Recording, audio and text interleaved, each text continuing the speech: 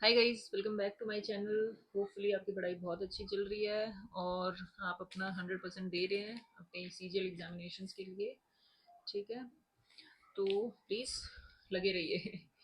चलिए, तो आज की हम इस वीडियो में हम बात करेंगे complete job profile about GST inspector और एक्साइज इंस्पेक्टर जिसको बोलते थे हम पहले।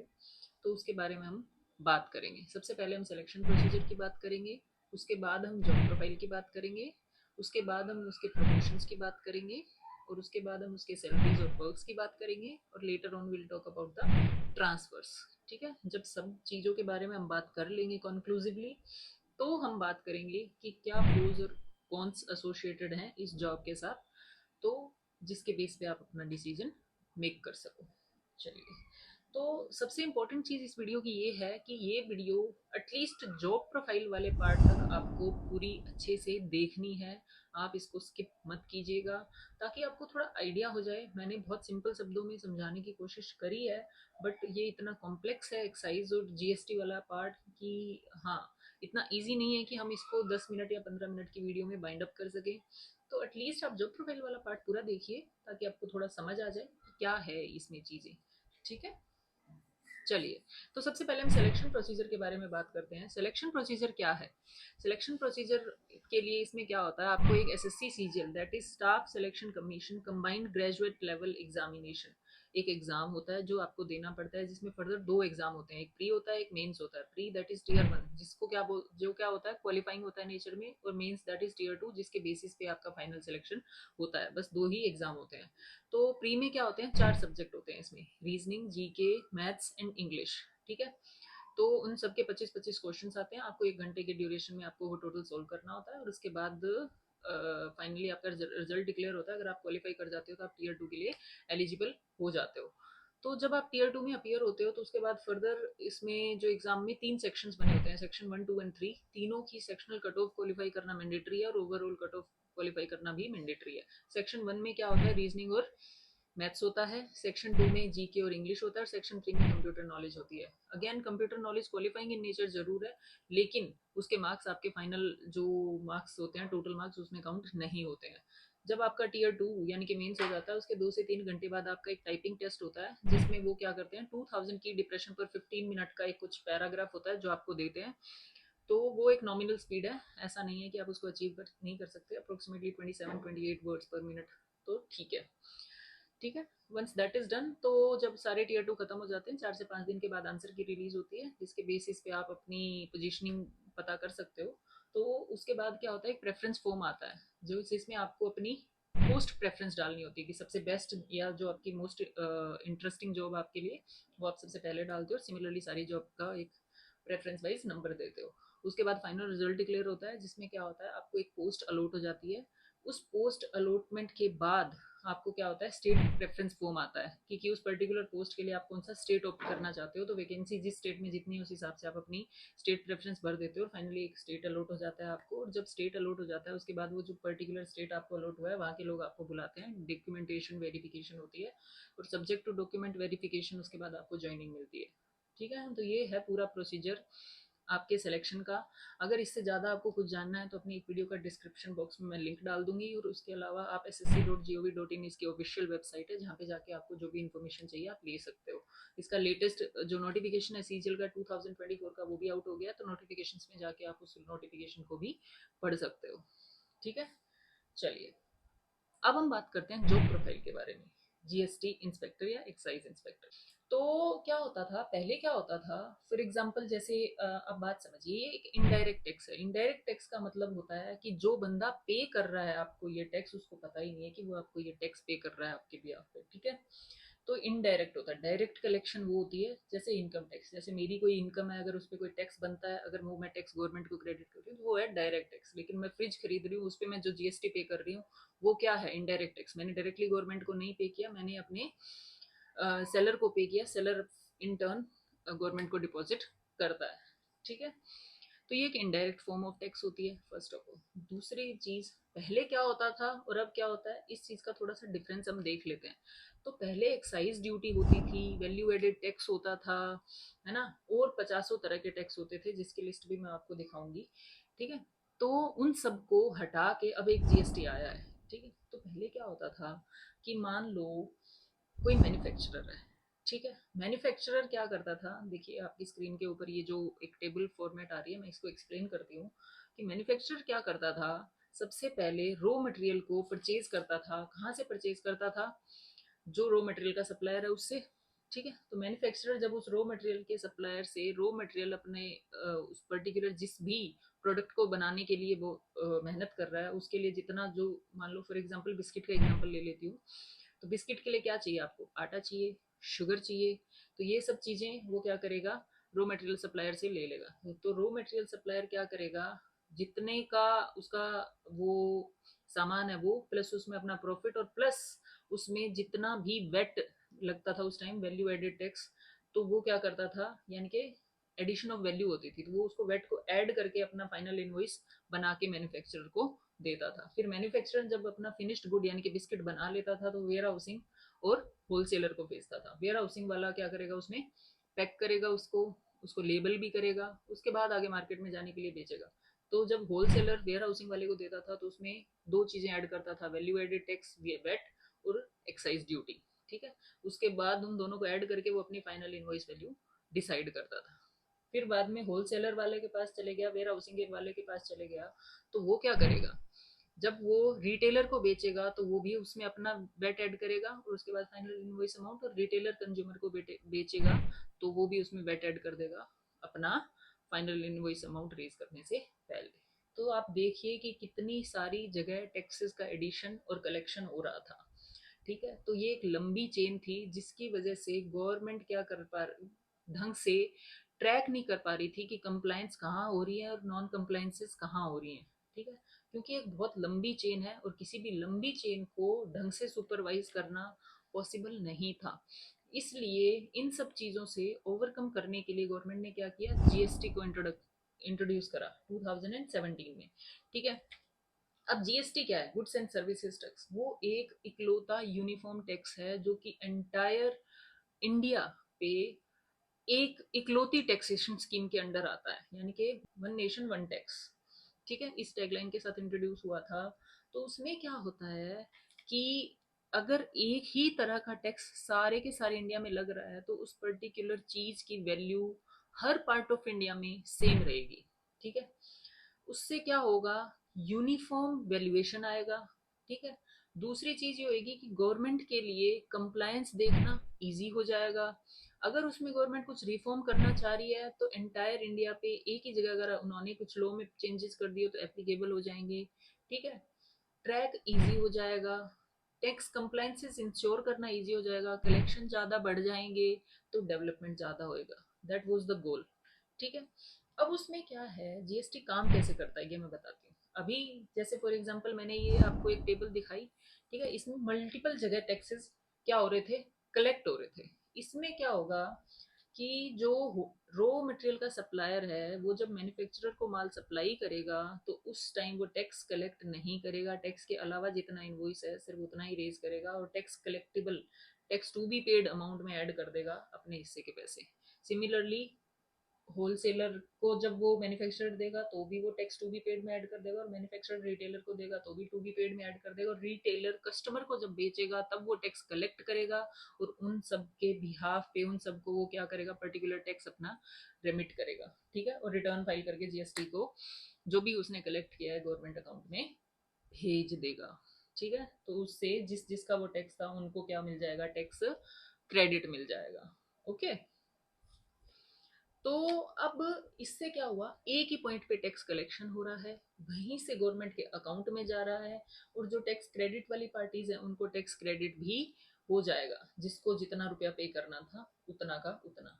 अब देखिए इसको एक एग्जाम्पल से हम समझते हैं, ठीक है। अब आपकी स्क्रीन पे ये जो एग्जाम्पल आ रहा है इसमें देखिए कि फॉर एग्जाम्पल कोई मैन्युफैक्चरर है जिसने क्या किया, 1000 रुपीज का कोई भी एक प्रोडक्ट मैन्युफैक्चर किया, ठीक है। मान लो कि उस पर नॉर्मल टैक्स जो लगता वो 10% लगता, ठीक है।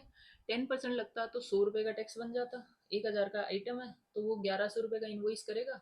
लेकिन इसमें वो क्या करेगा, 1000 ही रुपये कलेक्ट करेगा, 100 रुपये क्या करेगा, टैक्स टू बी पेड में डाल देगा, ठीक है। फिर वो 1000 रुपए के साथ अगले होलसेलर या फिर वेयर हाउसिंग वाले को भेज देगा। वेयर हाउसिंग वाला क्या करेगा, उस पर 300 रुपये और लगाएगा और उसको पैक करेगा, अच्छे से लेबल करेगा, सब चीज़ें करेगा। 300 रुपये का खर्चा करा तो 1300 रुपये की वैल्यू हो गई उसके लिए। उसकी 1300 की वैल्यू के हिसाब से 10% टैक्स अगर और ऐड करते उसमें, ठीक है, तो 10% के हिसाब से 130 रुपये उसको देने पड़ते। 130 में से 100 पहले वाले ने बता दिया कि 100 मुझे देना है, तो बचा हुआ 30 किसको देना है, इसको देना है। तो ये लिख देगा 30 मुझे और देना है, ठीक है। सिमिलरली लेकिन ये वो वैल्यू में ऐड नहीं करेगा, 1300 का ही बिल अगले वाले ही रिटेलर के पास भेज देगा। रिटेलर क्या करेगा, भाई मेरे 500 रुपये मार्केटिंग पे खर्च हुए, मैंने आपका प्रोडक्ट बेचना भी तो है, तो मैंने बहुत सारी मार्केटिंग करी, उसकी वजह से मेरा 500 रुपये का खर्चा हुआ और उसमें मेरा प्रॉफिट भी है थोड़ा। तो वो बोलेगा मेरा फाइनल प्रोडक्ट 1800 रुपये का है। 1800 के हिसाब से 10% टैक्स 180 रुपये बैठा। 180 के हिसाब से फाइनल प्रोडक्ट वैल्यू कितनी हुई, 1980 रुपये, ठीक है। तो वो जब कस्टमर को बेचेगा तो 1980 रुपये का बेचेगा, ठीक है। 1980 रुपये के हिसाब से 180 रुपये का टैक्स कलेक्शन उसने कर लिया, ठीक है। यानी कि 100 पहले वाले के लिए, 30 दूसरे वाले के लिए और 50 खुद के लिए, ठीक है। तीनों की टैक्स कंप्लाइंस एक ही जगह इकट्ठी हो गई और एक ही साथ वो गवर्नमेंट को रेमिट कर देगा और उनको टैक्स क्रेडिट मिल जाएगा। जैसे ही फाइल करेगा तो वो दिखा देगा कि इस बंदे ने अपना 100 रुपये भी पे कर दिया, इसने अपना 30 और इसने अपना 50, ठीक है। क्योंकि वो सब उनके टेंस और पेंस, वो उनके जीएसटी नंबर को ऐड करता है उसमें, ठीक है। तो ये है चेन। इसकी वजह से क्या हुआ, देखिए जगह जगह जगह जगह ना तो कोई टैक्स कंप्लायंस इंश्योर करने की जरूरत पड़ेगी और मिनिमम कॉम्प्लेक्सिटी के साथ कंप्लायंसेस इंश्योर हो सकती हैं। इस मोटिव के साथ जीएसटी को इंट्रोड्यूस किया गया, ठीक है। चलिए, अब अगर मैं बात करती हूँ कि अब इसमें जीएसटी डिपार्टमेंट का क्या रोल है। इसमें तो मैन्युफैक्चरर से लेके चेन बनी हुई है पूरी, सारे के सारे टैक्स डिडक्ट भी कर रहे हैं अपने हिसाब से और गवर्नमेंट को डिपॉजिट भी कर रहे हैं। तो इसमें अब डिपार्टमेंट की कहाँ ज़रूरत है, ठीक है। तो अब जीएसटी डिपार्टमेंट का और जीएसटी इंस्पेक्टर का क्या रोल होता है कि जैसे इनकम टैक्स में सारे लोग, जैसे मेरी इनकम फॉर एग्जांपल मान लो कि मैं एक बहुत बड़ी बिजनेसमैन हूँ, तो मेरे इनकम है मान लो 100 करोड़ रुपए, लेकिन मैं दिखा रही हूँ 50 करोड़ रुपए। 50 करोड़ रुपए कंसील भी तो कर रही हूँ। 50 करोड़ का टैक्स नो डाउट मैंने दे दिया, लेकिन 50 करोड़ बचे हुए का टैक्स तो मैंने दिया ही नहीं ना। अब ये डिपार्टमेंट का काम होता है ये वेरीफाई करना ऐसे लोगों को जो पॉसिबल कंसीलमेंट करते हैं। और सॉफ्टवेयर जो रिटर्न फाइल करते हैं ना अपन, तो एक सॉफ्टवेयर काम करता है जो भी सस्पिशियस रिटर्न होते हैं वो उनको फ्लैग कर देता है और कंसर्न आपके जो भी ऑफिसर्स होते हैं उनको भेज देता है, फर्दर स्क्रूटनी वो करते हैं, ठीक है। तो ऐसे ही इसमें क्या होता है कि मान लो कोई मैन्युफैक्चरर ऐसा है जिसने 2000 यूनिट प्रोड्यूस करी हो, लेकिन 1000 का इनवॉइस रेज किया हो, 1000 ऐसे ही निकाल दिए होलसेलर तक, ठीक है। तो वो सब चीज़ें देखने के लिए सिमिलरली होलसेलर या जो पैकेजिंग वाला है, वेयर हाउसिंग वाला है, उसने भी ये पॉसिबल है कि ये करा हो क्योंकि उसने 2000 यूनिट्स खरीदी हो लेकिन एक ही हज़ार आगे सप्लायर को विद टैक्स इनवॉइस पास करी हो, लेकिन बाकी की 1000 उसने ब्लैक में बेचने की कोशिश करी हो, ठीक है, विदाउट रेजिंग प्रॉपर इनवॉइसेस। जिसमें क्या करें, सेपरेशन ऑफ स्टॉक दिखाते हैं ये, है ना। यानी कि बुक्स ऑफ अकाउंट्स में क्या बोलेंगे, हमारा ओपनिंग स्टॉक तो 1000 यूनिट ही था जबकि था तो 2000, है ना। तो 1000 यूनिट के हिसाब से अपना पूरा बुक्स ऑफ अकाउंट्स को मेंटेन करेंगे और बाकी के 1000 का कोई हिसाब किताब नहीं रखेंगे। तो अब डिपार्टमेंट का काम ये आता है इंश्योर करना कि कंप्लायंस हर जगह प्रॉपरली हो। अब डिपार्टमेंट के अंदर क्या होती है, बहुत सारी फर्दर डिविजन्स बनी होती हैं, जैसे कि इन्वेस्टिगेशन या सर्च डिवीजन होती है, असेसमेंट डिवीजन होती है और नॉन असेसमेंट डिवीजन भी होती है, ठीक है।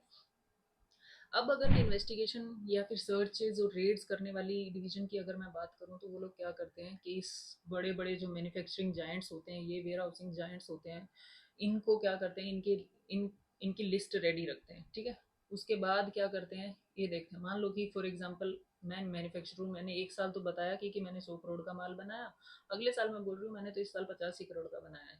तो ये बिलीव करने वाली बात नहीं है, बिजनेस बढ़ता है घटता नहीं है, पहली बात तो, ठीक है। तो कुछ कुछ पैरामीटर इस तरह से सेट करे जाते हैं कि इन चीज़ों से फ्लैग करके हम पूरा केस डेवलप करते हैं कि भाई इसने कम क्यों दिखाया। तो पूरी उस पर स्क्रूटनी होती है, उसके रिटर्न्स वेरीफाई होंगे, उसके फाइनेंशियल्स वेरीफाई होंगे, रेकी होगी, कहाँ क्या चेन फॉलो हो रही है, ठीक है। किसी कैसे कैसे वो कर रहा है, क्या कोई कंसीलमेंट हो रही है कि नहीं हो रही है। सिमिलरली सब चीज़ें वेरीफाई करके कहाँ क्या है उसका, फिर रेड होती है तो हर जगह एक साथ रेड पड़ती है और सबकी सारी बुक्स ऑफ अकाउंट्स को हम चेक करते हैं। अगर कुछ कंप्लाई नहीं हो रहा तो हम सीज कर लेते हैं कोई भी मटेरियल बुक्स ऑफ अकाउंट्स को, या फिर कोई जैसे मान लो कि वेयर हाउसिंग वाले के पास हम गए, उसने बुक्स ऑफ अकाउंट्स में बोला कि 1000 यूनिट है लेकिन वहाँ 2000 पड़ी है, तो हम 1000 को कन्फिस्केट कर सकते हैं, ठीक है। तो ये तो होता है रेड्स वाले का काम। तो अब इन्वेस्टिगेशन वाले क्या होते हैं, ये सारी रिपोर्ट बना के जिसको अप्रेजल रिपोर्ट बोलते हैं वो असेसमेंट वालों को भेज देते हैं, एक पार्ट ऑफ असेसमेंट होता है। दूसरा पार्ट ऑफ असेसमेंट, असेसमेंट में फर्दर दो है, एक तो जो इन्वेस्टिगेशन की रिपोर्ट्स पे काम करते हैं, और दूसरा जो कि जिस सॉफ्टवेयर पे अपन रिटर्न फाइल करते हैं जिस पोर्टल पे, वहाँ बैकएंड पे एक सॉफ्टवेयर काम करता है। वो सॉफ्टवेयर क्या करता है, जो भी सस्पिशियस रिटर्न्स होते हैं, जो भी ऐसे रिटर्न्स होते हैं जहाँ पे इंटेंडेड मेलाफाइड रीजन उनको लगता है, वो सारे के सारे स्क्रूटनी के लिए सेलेक्ट करके सारे ये उसको भेज देते हैं, जो कि बाकी के असेसमेंट यूनिट्स में काम करते हैं। ठीक। अब क्या होता है, असेसमेंट में सेलेक्ट होने के बाद, चाहे वो सॉफ्टवेयर के थ्रू हो, चाहे वो इन्वेस्टिगेशन से जितनी भी रिपोर्ट्स गई है उसके बेस पे हो, तो उनमें क्या होता है कि जब उस एओ के पास, एओ का मतलब ऑफिसर के पास, जब वो केस आता है, तो वो क्या करते हैं, नोटिस भेजते हैं। अच्छा ठीक है, जो जितने भी मैं सारे काम बता रही हूँ ना, चाहे वो इन्वेस्टिगेशन का हो, चाहे वो असेसमेंट का हो, चाहे वो नॉन असेसमेंट का हो, जितने भी सारे ऑफिसर्स होते हैं, उनको जितने भी सारे टास्क मिलते हैं, उनके एग्जीक्यूशन के लिए जो काम करता है ना, इन सारे टास्क का एग्जीक्यूशन जो करता है वो इंस्पेक्टर ही करता है। ठीक है, तो ये जो प्रोफाइल में जितने बोल रही हूँ ना कहीं इस एग्जीक्यूशन में इंस्पेक्टर ही इन्वॉल्व है। ठीक है, तो क्या होता है, जब असेसमेंट के लिए कोई केस सेलेक्ट हो जाता है ना, तो उनको नोटिस भेजने होते हैं कि भाई आपका केस सेलेक्ट हुआ है, और आप ये बताइए कि आपने बोला है कि भाई इतना इतना माल हमारे पास था, इतना इतना हमने इस इनवॉइस पे भेजा है, लेकिन आपके रिटर्न्स तो कुछ और बोल रहे हैं। फिर हमने इंस्पेक्शन करा तो आपका तो माल इतना था। तो जो भी जितनी भी मतलब आपकी क्वेरीज होती हैं, आप उनको बोलते हो, फिर वो आंसर देते हैं। अगर आपको आंसर उनका ठीक लगता है, तो आप क्या बोलते हो, नील एडिशन पास करते हो और असेसमेंट पास कर देते हो कि नहीं, जो इसने बोला था वो सब कुछ ठीक ठाक है, कोई प्रॉब्लम नहीं है, आप बंद कर देते हो उस केस को। लेकिन समटाइम्स क्या होता है, ऐसा होता है कि आपको पता चलता है कि उसने जितना बोला है ना वो तो गलत बोला है। उसने क्या किया, सप्रेशन ऑफ सेल्स दिखाया है अपनी। उसने तो ये बोला था कि मैंने 1000 यूनिट बेची है, लेकिन एक्चुअली तो उसने 2000 बेच रखी है, तो झूठ बोला है। तो हम क्या करते हैं, बची हुई 1000 यूनिट का एडिशन करके एक ऑर्डर पास करते हैं मैनुअली। डिमांड, मैनुअली डिमांड का मतलब ये होता है कि डिमांड जब एओ अपने हाथों से एंटर करता है पोर्टल में कि भाई आपने 1000 का कम दिखाया था, उसका भी टैक्स आपको पे करना है, फिर आपने छुपाया है उसके लिए आपको पेनल्टी भी लगेगी, ये सब चीज़ें वो एंटर करता है और एसएससी को पे करनी होती है। ठीक है, अगर वो नहीं मानता तो आगे जाके फर्दर अपील वगैरह कर सकता है, वो एक डिफरेंट चीज़ है। तो उसका एक डिफरेंट पाथ है, वो तो जब आप डिपार्टमेंट में आओगे आपको पता चल जाएगा। सिमिलरली इन्वेस्टिगेशन रिपोर्ट जो होती है उनके अगेंस्ट जब काम करता है, तो भी हम यही बोलते हैं कि भाई हमने आपके यहाँ रेड करी थी, तो हमें पता चला, आप तो ये बोलते हुए आ रहे थे कि मेरा गोडाउन तो 1000 की कैपेसिटी का ही है, लेकिन आप तो 5000 यूनिट रख के बैठे हुए थे, 4000 का माल तो आप ऐसे ही सप्लाई कर रहे थे, कोई टैक्स कंप्लाइंस आप कर ही नहीं रहे थे, 5-6 साल से आपका यही चल रहा है, तो करोड़ों का एडिशन भी होता है उस रेस्पेक्ट में। ठीक है, हालांकि उसको एक जरूर मौका दिया जाता है कि आप अपने आप को एक्सप्लेन कर दीजिए, अगर वो कर पाता है तो वेल एंड गुड, अगर नहीं कर पाता तो एडिशन हो जाते हैं। ठीक है, तो ये हो गया असेसमेंट का काम। अब नॉन असेसमेंट में बचा हुआ असेसमेंट और इन्वेस्टिगेशन, यानी कि सर्च जो डिवीजन होती है, उसके अलावा जितना भी काम होता है वो नॉन असेसमेंट में आ जाता है। ठीक है, नॉन असेसमेंट में क्या आते हैं, ऑडिट आते हैं, इंटरनल ऑडिट भी होती है, सारी जगह सही से काम हो रहा है ये इंश्योर करने के लिए इंटरनल ऑडिट भी होती है और एक्सटर्नल्स भी होती है। ठीक है, उसके अलावा एस्टेब्लिशमेंट सेक्शन होता है जो कि ये देखता है कि कौन कहाँ पोस्टिंग होएगा, ट्रांसफर्स को देखता है, हर चीज़ जो बेसिकली एडमिनिस्ट्रेशन के लिए रिस्पॉन्सिबल होता है पूरे के पूरे डिपार्टमेंट के लिए, वो एस्टेब्लिशमेंट सेक्शन भी होता है। वहाँ पे भी आपको पोस्टिंग मिल सकती है, अपील्स होती हैं वहाँ पे भी आपको पोस्टिंग मिल सकती है, और बहुत सारी डिविजन्स होती हैं सिमिलर तरह की, तो वहाँ पे भी आपको पोस्टिंग मिल सकती है। ठीक है, अब रेट्स के अलावा एक, जैसे इनकम टैक्स में सर्वे बोलते हैं हम, तो वहाँ पे एक्साइज में एक इंस्पेक्शन भी होता है। इंस्पेक्शन का मतलब ये है कि जैसे ये छोटे छोटे एओज होते हैं ना, ये क्या करते हैं, असेसमेंट यूनिट्स में जो पोस्टेड होते हैं, ये जाके क्या कर सकते हैं, कोई भी जाके इंस्पेक्शन कर सकते हैं। मान लो कि मेरा जुरिस्डिक्शन अलॉट होता है, इन सब में बहुत सारे होते हैं। मान लो कि मैं चेन्नई में पोस्टेड हूँ, चेन्नई में भी बहुत बड़ा है चेन्नई, तो मेरे को बता दिया कि अच्छा ये 4-5 एरिया हैं, ये आपके अंडर आते हैं। तो इन 4-5 एरिया में मैं देखूंगी कि कितने बड़े बड़े लोग हैं जो टैक्स कंप्लायंस के अंडर मेरे इसमें आते हैं। तो मैं क्या करती हूँ, सडनली मैंने एक कोई केस बनाया 2-3 दिन में, और हम जाके इंस्पेक्ट कराए उसकी जो मैन्युफैक्चरिंग यूनिट है या वेयर हाउसिंग है, उनको जाके देखा है। ठीक है, तो हमें देखने के बाद पता चला कि यार हमें तो ये झूठ बोल रहा था। फॉर एग्जाम्पल, चलो मैं होलसेलर हूँ मोबाइल मार्केट में, ठीक है, तो मोबाइल का स्टॉक होगा मेरे पास। अब जब जीएसटी वाले आए तो उन्होंने देखा कि यार इसके पास स्टॉक तो मोबाइल्स का 1000 का है, लेकिन इसने तो 500 ही दिखा रखा है अपनी बुक्स ऑफ अकाउंट्स में। तो इसका मतलब है बचे हुए 500 पीसेस जो इसने लिए हैं, हो सकता है बिना जीएसटी के बिल के लिए हों। ठीक है, तो हम क्या करते हैं उस टाइम फिर ऑर्डर पास कर देते हैं और उनका एडिशन कर देते हैं और पेनल्टी लगा देते हैं, ठीक है, ऐसे काम होता है। तो ये इंस्पेक्शन भी हो सकता है। अब अगर मैं बात करूँ इनकी ट्रेनिंग की, तो इनकी ट्रेनिंग भी नासिम में ही होती है, national academy of customs indirect taxes and narcotics, ठीक है। इनकी ट्रेनिंग रहती है 12 वीक्स की क्लासरूम ट्रेनिंग और 2 वीक्स की वेपन ट्रेनिंग। वेपन ट्रेनिंग इनकी भी होती है और प्रिवेंटिव ऑफिसर की भी होती है। सीबीआईसी में सीबीआईसी में ये 3 जॉब्स होती हैं, प्रिवेंटिव ऑफिसर, एग्जामिनर और जीएसटी इंस्पेक्टर या एक्साइज इंस्पेक्टर, ठीक है। तो इसमें से एग्जामिनर का वेपन ट्रेनिंग नहीं होता है, बाकी दोनों पोस्ट में वेपन ट्रेनिंग भी आपकी होती है, ठीक है, और वो बहुत एक्साइटिंग पार्ट होती है। उसके अलावा आपकी 12 वीक्स की क्लासरूम ट्रेनिंग रहती है, जिसमें आपको सारा का सारा कस्टम एक्ट के बारे में बताते हैं, जीएसटी एक्ट के बारे में बताते हैं, क्या प्रोसीजर्स हैं, कैसे रेट्स होती हैं, कैसे सर्चेज होती हैं, कैसे असेसमेंट ऑर्डर पास होते हैं, ये सब चीज़ें आपको थियोरिटिकल नॉलेज आपको क्लासरूम में दे दी जाती है, ठीक है। तो ये था सारा का सारा इसके जॉब प्रोफाइल के बारे में। अगर इसके बाद भी आपको कोई डाउट है, कोई क्वेरी है, तो आप मुझे कमेंट सेक्शन में पूछ सकते हैं, ठीक है। चलिए अब हम बात करते हैं इसके प्रमोशंस के बारे में। तो जीएसटी इंस्पेक्टर, एक्साइज इंस्पेक्टर एक ग्रुप बी की नॉन गजेटेड पोस्ट होती है। अब इसका जो अगला प्रमोशन होता है वो सुपरिटेंडेंट की पोस्ट पे होता है, और वो एक ग्रुप बी की ही गजेटेड पोस्ट होती है, ठीक है। सबसे पहले 4800 ग्रेड पे होते हैं, और सुपरिटेंडेंट में 4 साल तक जॉब करने के बाद वो उसको 5400 ग्रेड पे भी प्रमोट कर देते हैं, सुपरिटेंडेंट की पोस्ट पे ही, ठीक है। उसके सुपरिटेंडेंट में 10 से 12 साल जॉब करने के बाद उसका जो नेक्स्ट प्रमोशन होता है वो असिस्टेंट कमिश्नर की पोस्ट पे होता है, और असिस्टेंट कमिश्नर एक आईआरएस पोस्ट होती है, ठीक है। फिर असिस्टेंट कमिश्नर से 4 साल के बाद उसका डेप्यूटी कमिश्नर, 4 साल बाद उसका जॉइंट कमिश्नर, 4 साल बाद एडिशनल कमिश्नर, 4 साल बाद कमिश्नर इन जीएसटी पे प्रमोशंस होते हैं।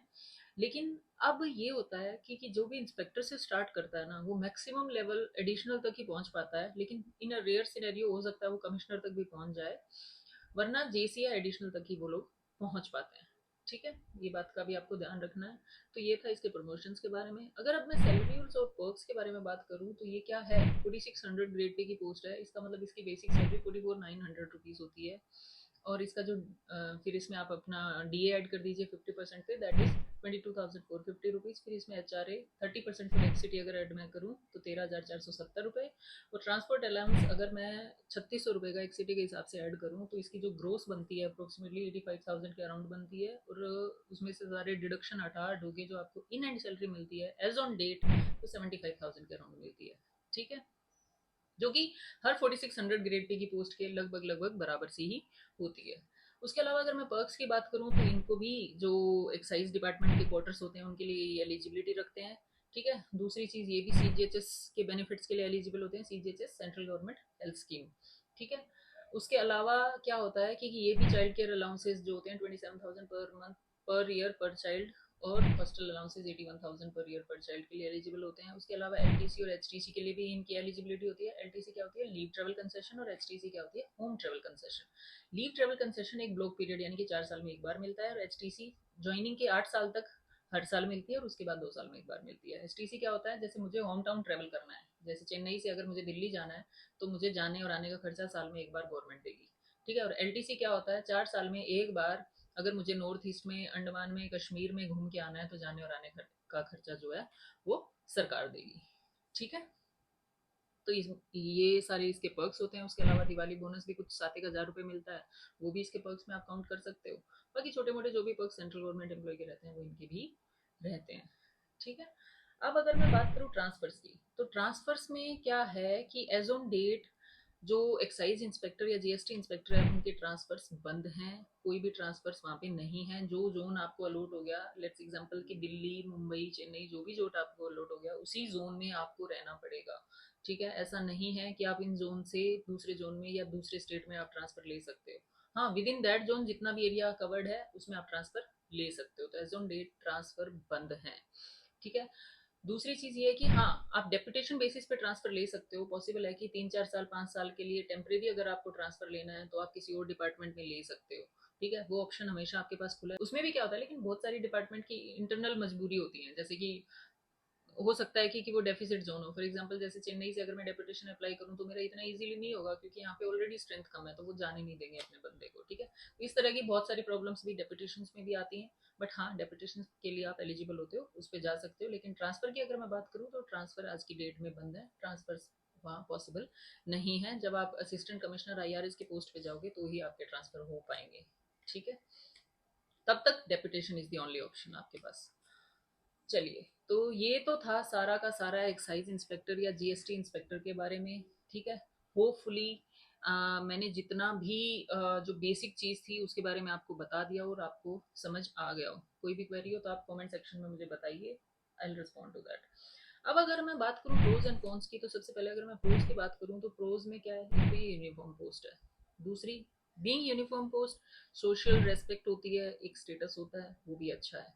तीसरी चीज, इसमें वर्क लाइफ बैलेंस अच्छा है। अगर आप सर्च डिवीजन के अलावा, रेट्स डिवीजन के अलावा पोस्टेड हो तो work life balance is pretty good, ठीक है। लेकिन इसका एट द सेम टाइम ये कौन भी बन जाता है अगर आप इन्वेस्टिगेशन विंग में यानी कि सर्च और रेड वाले डिवीजन में पोस्टेड हो तो, ठीक है। और क्या होता है कि जो लोग ऐसे हैं जिनको चैलेंजिंग जॉब पसंद है, ठीक है, तो ये डेली बेसिस चैलेंजिंग जॉब भी है, it's good job, future wise भी ये बहुत अच्छी जॉब है। इसका मतलब ये नहीं है कि बाकी जॉब्स अच्छी नहीं है, लेकिन yes, this job carries a good future aspect for the experience, तो आप इसको चूज कर सकते हो, ठीक है। अगर मैं कॉन्स की बात करूं तो कॉन्स में क्या है कि वर्क लाइफ बैलेंस, अगर आप सर्च और रेड डिवीजन में पोस्टेड हो तो वहाँ पे बहुत अच्छा नहीं है। ट्रांसफर्स इसमें बंद हैं। दूसरा कॉन इसका यही है कि ट्रांसफर इसमें बंद है, तो आप जहाँ पोस्ट हो गए लाइफ टाइम आपको वहीं पोस्ट रहना पड़ेगा। डेपुटेशन जैसा टेम्प्रेरी ऑप्शन आप अवेल जरूर कर सकते हो। तो बाकी ऐसा कुछ मेजर कौन नहीं है, सब कुछ ठीक ही है बाकी सारी पोस्ट की तरह। तो होपफुली मैंने जितनी भी इंफॉर्मेशन आपको चाहिए थी सारी आपको प्रोवाइड कर दी हो, और आपको बेसिकली एक्साइज इंस्पेक्टर या जीएसटी इंस्पेक्टर का क्या काम रहता है और क्या इनका वर्क प्रोफाइल रहता है वो समझ आ गया हो। इसके अलावा अगर कोई भी आपको डाउट हो तो आप प्लीज़ मुझे कमेंट सेक्शन में बताइए, आई डेफिनेटली रिस्पॉन्ड। अगर आपको कंटेंट और वीडियोस पसंद आ रही हैं please do like subscribe to the channel, और अगर आपको ठीक लगे तो आप प्लीज़ शेयर कीजिए, ठीक है। और do let me know in the comment section कि नेक्स्ट वीडियोस आपको कौन कौन से जॉब्स पे पहले चाहिए। मैं चाह रही हूँ कि मैक्सिमम वीडियोस मैं कवर कर लूँ आपके जो प्रेफरेंस फॉर्म का टाइम आएगा उससे पहले, ताकि आपको बेसिकली सारा आइडिया होना चाहिए जो जो मेजर जॉब्स हैं उनका, ठीक है। Hopefully you like the video guys, thank you so much for listening, bye bye.